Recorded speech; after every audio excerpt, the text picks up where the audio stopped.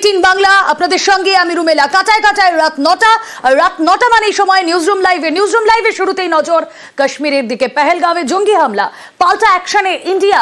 জঙ্গির বাড়ি উড়িয়ে দিল ভারতীয় সেনার স্পেশাল ফোর্স।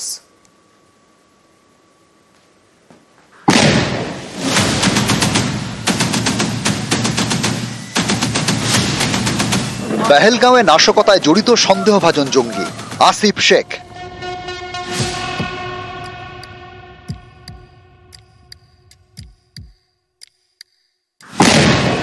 পুলওয়ামার ত্রালে সেই আসিফের বাড়িতে বিস্ফোরণ।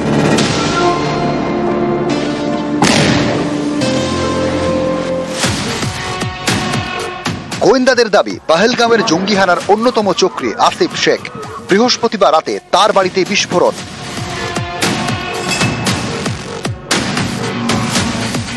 বিস্ফোরণে উড়িয়ে দেওয়া হয়েছে আরেক জঙ্গি আদিল ঠোকারের বাড়ি।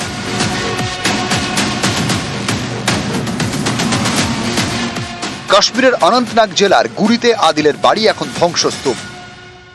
এইটাই বাড়ি আদিল ঠোকারের, যেখানে সিকিউরিটি ফোর্সেসরা এসে যে বাড়ি গুড়িয়ে দিয়েছে গতকাল, এমনটাই অভিযোগ আদিলের পরিবারের। প্রশাসনের তরফ থেকে ভেঙে দেওয়া হয়েছে এমনটা প্রশাসনের তরফ থেকে জানানো হয়েছে, এবং এই বাড়িতেই আদিল থাকত। মঙ্গলবার বৈশরণ পিকনিক স্পটে জঙ্গি হানা হয়। বেছে বেছে পর্যটকদের গুলি করে মারে জঙ্গিরা। এই হামলায় এক সন্দেহভাজন জঙ্গি আসিফ শেখ। কাশ্মীরের ত্রালে সেই আসিফের বাড়িতেই বিস্ফোরণ। বৃহস্পতিবার রাতে তার বাড়িতে যায় ভারতীয় সেনা স্পেশাল ফোর্স। তাদের দাবি আসিফের বাড়িতে বিপুল বিস্ফোরক মজুদ ছিল। বিপদ বুঝে আসিফের বাড়ির বাইরে চলে যান জওয়ানরা, তারপরেই বিস্ফোরণ। স্থানীয় বাসিন্দারা তারা বলছেন যে 2022-এর পর থেকে আসিফ এখানে আসেইনি, এই গ্রামে আসেনি। ফলে প্রশ্ন হচ্ছে যে তাহলে এখানে বিস্ফোরক আসলো কি করে, নাকি এই গোটাটাই ভারত সরকারের তরফ থেকে, সিকিউরিটি ফোর্সেসের তরফ থেকে যে প্রত্যাঘাতের ইঙ্গিত দেওয়া হচ্ছিল সেই প্রত্যাঘাতের সূত্রপাত, এবং সেই প্রত্যাঘাতের সূত্রপাত এই ব্লাস্ট দিয়েই করা হলো। সরাসরি ভারতীয় সেনাবাহিনী এই বিস্ফোরণের কথা না বললেও অভিযুক্ত আসিফের বোনের এক চাঞ্চল্যকর বয়ান মিলেছে, যেখানে সে তার নিজের ভাইয়ের জঙ্গিযোগ স্বীকার করছে। একই সঙ্গে এই বিস্ফোরণ ভারতীয় সেনার কাজ বলেও তার দাবি। हमारे घर में मेरे भाई एक है, वो जेल में है, और दूसरा भाई जो है वो मुजाहिदीन है। यहाँ से मैं देख रही थी कि वो एक बंदा यहाँ से चढ़ा, हमारे यहाँ पे जो ये थे मतलब घर का वो स्टोर होता था, वो वहीं पे चढ़ा, उसने कुछ रखा वहाँ पे, उन्होंने वो फोड़ा तो फिर सब कुछ यहाँ पे बर्बाद हो गया। আসিফ শেখের বাড়িতে বিস্ফোরণ। আরেক সন্দেহভাজন জঙ্গি আদিল ঠোকরের বাড়িতেও বিস্ফোরণ। তার বাড়ি গুঁড়িয়ে দেয় ভারতীয় সেনা স্পেশাল ফোর্স।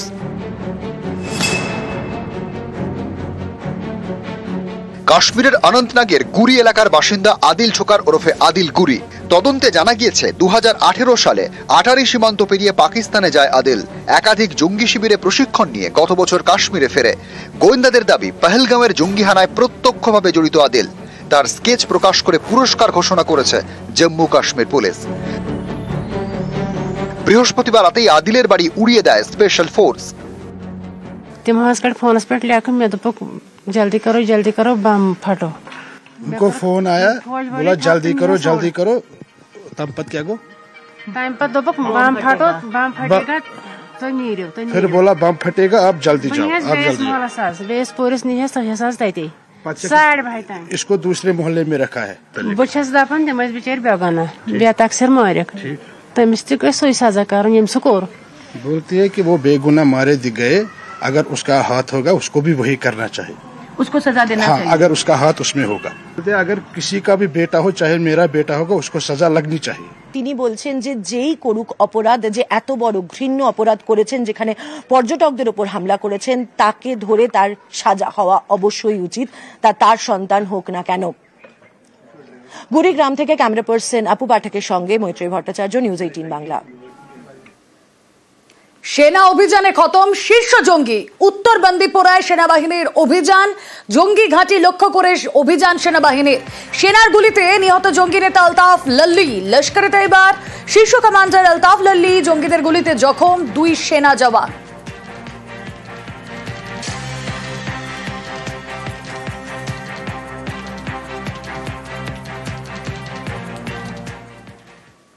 পাক জঙ্গি দমনে ভারতের হুঙ্কার। রাজস্থানে শুক্রবার ভারতীয় সেনার মহড়া। জয়পুরে সপ্তশক্তি কামান ট্যাঙ্কার নিয়ে অনুশীলন। মহড়ায় প্যারা কমান্ডোকেও ব্যবহার।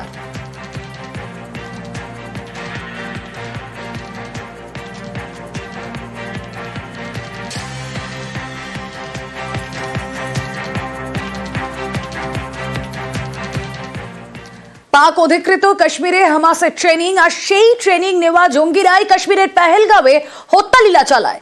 একদম হামাসের কায়দায় বেছে বেছে খুন করে পর্যটকদের। আর এই হামাসের সাহায্যেই উত্তর পূর্ব ভারতে সন্ত্রাসের ছক কষছে পাকিস্তান।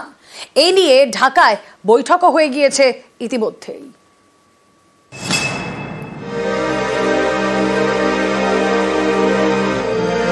মঙ্গলবার রক্তাক্ত হয় কাশ্মীর, ভূস্বর্গ পরিণত হয় নরকে। পহেলগাঁওয়ে প্রাণ হারান ২৬ জন নিরীহ নাগরিক। বেছে বেছে গুলি করা হয় পর্যটকদের।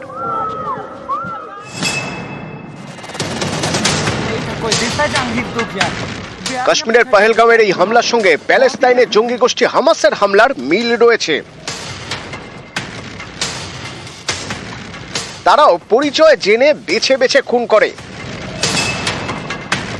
পেহেলগাঁওতে সেটাই করেছে লস্কর-ই-তৈয়বা সংগঠন দ্য রেজিস্ট্যান্স ফ্রন্টের জঙ্গিরা।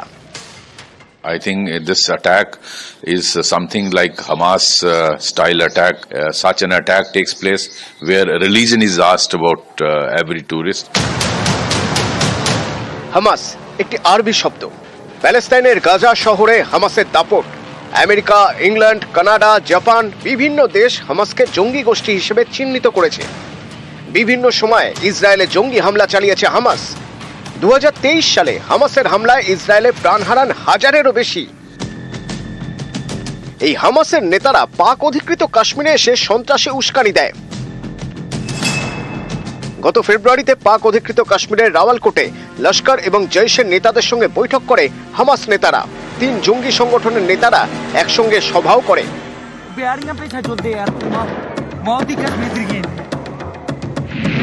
পাক গুপ্তচর সংস্থা ISI এর মদতে ভারত বিরোধিতায় নামে হামাস। পাক অধিকৃত কাশ্মীরে হামাসের নেতৃত্বে চালু হয় জঙ্গি প্রশিক্ষণ শিবির। জঙ্গি সংগঠন লস্কর এবং জৈশের ক্যাম্পে ট্রেনিং দেয় হামাস। সেই ক্যাম্প থেকে ট্রেনিং নিয়েই কাশ্মীরে হামলা চালায় জঙ্গিরা। We've seen publicly there have been some invitations for Hamas leaders to come to certain areas of Pakistan. When it comes to intelligence, we share intelligence to the best that we know. We work together with Indian government also on other issues that have to do with methodologies, with technologies. We try to learn from each other. India has had tremendous achievements when it comes to stabilizing Jammu and Kashmir, and this is something that we can learn from as well. But we are always going to be challenged. We have to continue with determination to work together. শুধু কাশ্মীর নয়, হামাসের সাহায্যে উত্তর পূর্ব ভারতেও সন্ত্রাস ছড়ানোর ছক কষেছে পাকিস্তান। হামাসের নেতাদের বাংলাদেশে নিয়ে যায় পাক গুপ্তচর সংস্থা ISI। সেখানে জামাতুল মুজাহিদিন বাংলাদেশ অর্থাৎ JMB নেতাদের সঙ্গে বৈঠক হয়। ঢাকার এই বৈঠকে পাকিস্তানের মৌলবাদী নেতারাও ছিল বলে দাবি গোয়েন্দাদের। নিউজ 18 বাংলা। ২৬ জন নিরীহ নাগরিককে খুন, তারপরেও লজ্জা নেই পাকিস্তানের। তাদের উপপ্রধানমন্ত্রীর মতে কাশ্মীরে হামলা চালানো জঙ্গিরা নাকি স্বাধীনতা সংগ্রামী।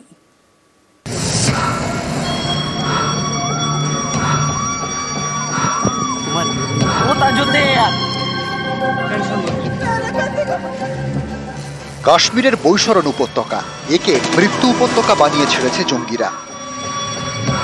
গত মঙ্গলবার তারা ২৬ জনকে গুলি করে খুন করে। বেছে বেছে পর্যটকদের নিশানা করেছে জঙ্গিরা। বাচ্চার সামনে গুলি করে মেরেছে তার বাবাকে। সেই জঙ্গিরা নাকি স্বাধীনতা সংগ্রামী।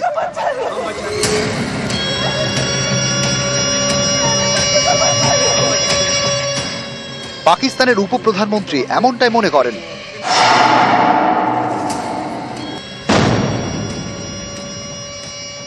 ये तो फ्रीडम फाइटर्स भी हो सकते हैं, वी डोंट नो कि कौन है।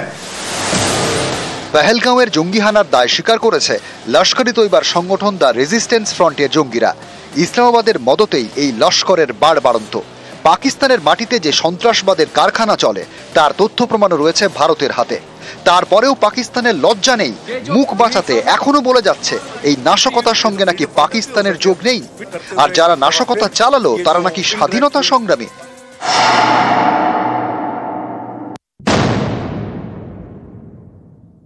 ये तो फ्रीडम फाइटर्स भी हो सकते हैं, वी डोंट नो कि कौन है। तो हमने बिल्कुल ऑनेस्टी के साथ स्टेटमेंट दी थी, लेकिन उन्होंने अपनी फेलियर को उसका हवाला करते हुए पाकिस्तान की तरफ ये मामले को उसकी तरफ इशारा करने की कोशिश की है। সীমান্ত পেরিয়ে এসে কাশ্মীরে হামলা, পর্যটকদের খুন, দেশ জুড়ে ক্ষোভ, সবাই এখন বিচার চাইছে বদলা। এই পরিস্থিতিতে কাশ্মীরে চলে গিয়েছেন ভারতের সেনাপ্রধান উপেন্দ্র দ্বিবেদী। সেখানে সেনা কর্তাদের সঙ্গে তিনি বৈঠক করেন। জঙ্গিদের খোঁজে কোমর বেঁধে ময়দানে নেমেছেন জওয়ানরা। কাশ্মীরের বিস্তীর্ণ এলাকায় চলছে যৌথ বাহিনী তল্লাশি। আকাশপথে নজরদারি চালাচ্ছে বায়ুসেনা। মঙ্গলবার যে পহেলগাঁওয়ে জঙ্গিরা তাণ্ডব চালায়, সেখানে শুক্রবার ভারতীয় যুদ্ধ বিমানের গর্জন। ভারতীয় সেনার এই তৎপরতায় পাকিস্তানের বুক কাঁপছে। একই অবস্থা পাক মদতপুষ্ট জঙ্গিদেরও। জঙ্গি সংগঠন জৈশ-ই মোহাম্মদ তাদের লঞ্চ প্যাড সহ ট্রেনিং ক্যাম্প সরিয়ে ফেলেছে। পাকিস্তানের পাঞ্জাবের ভাওয়ালপুরের জৈশের সদর দপ্তর হয়ে সেটাও খালি করে ফেলা হয়েছে। জৈশ নেতারা ঢুকে পড়েছেন সেফ হাউসে। আফগানিস্তান সীমান্তবর্তী পাকিস্তানের খাইবার পাখতুনখোয়া এবং পাক অধিকৃত কাশ্মীর থেকেও জঙ্গিদের ট্রেনিং ক্যাম্প সরিয়ে ফেলা হয়েছে।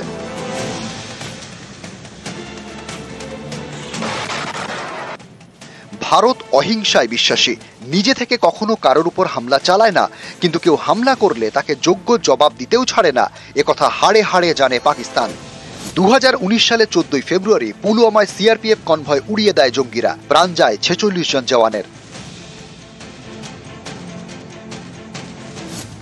এর বদলা নিতে 26 ফেব্রুয়ারি বালাকোটে এয়ার স্ট্রাইক করে ভারতীয় সেনা। 2016 সালের 18 সেপ্টেম্বর উরির সেনা ছাউনিতে হামলা চালায় জঙ্গিরা, 19 জওয়ানের প্রাণ যায়। এর বদলা নিতে সে বছরেরই 29 সেপ্টেম্বর সার্জিক্যাল স্ট্রাইক। জঙ্গিদের ঘরে ঢুকে তাদের খতম করা হয়। এবার পহেলগাঁও নিয়েও অ্যাকশনে ইন্ডিয়া। ইতিমধ্যেই জঙ্গির বাড়ি উড়িয়ে দিয়েছে ভারতীয় সেনা স্পেশাল ফোর্স। আরও এক জঙ্গির বাড়িতেও বৃহস্পতিবার রাতে বিস্ফোরণ ঘটে।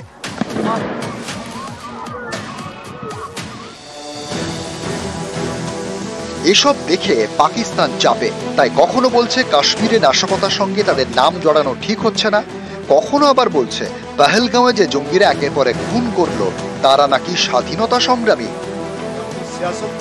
নিউজ 18 বাংলা।